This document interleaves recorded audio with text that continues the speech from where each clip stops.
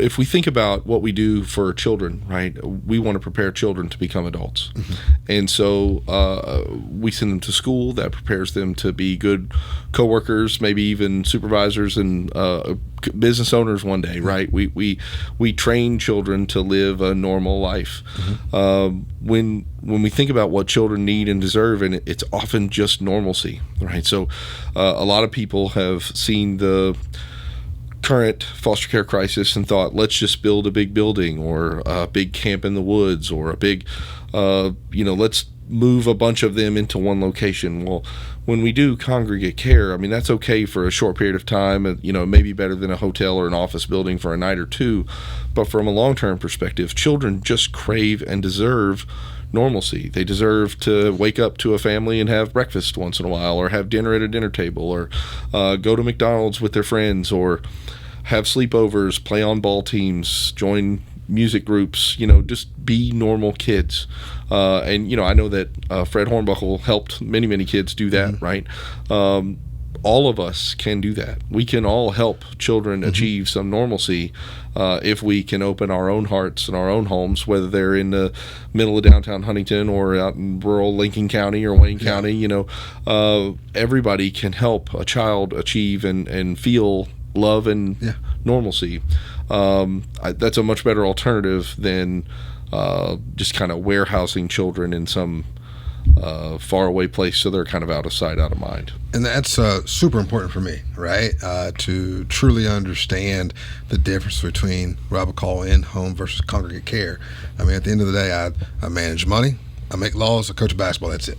I don't profess to know it all. I just have a super big love for making sure that our best and brightest today, who will become that tomorrow, to make sure we're doing the best we can to care for them now. And so that little bit of education is helpful for me too.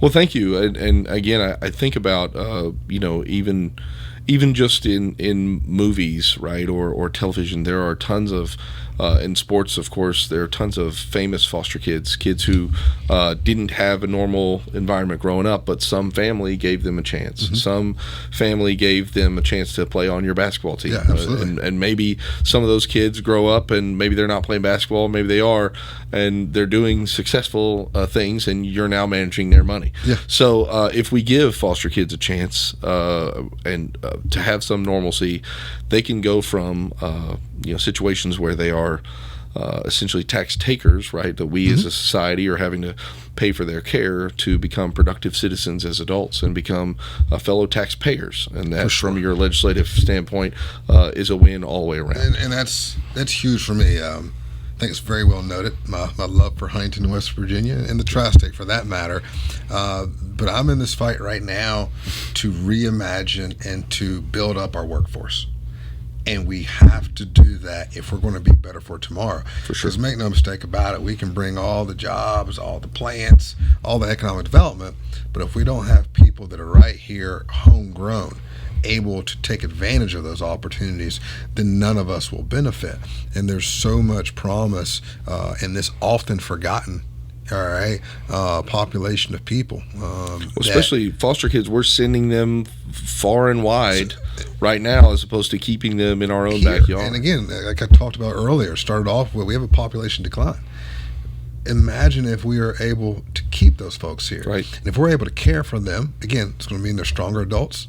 They're part of the working population. They go to make strong families. Oh, gosh, now we multiply. Right. All right. And so it's just one of those things that 1 + 1 = 2. It's common sense.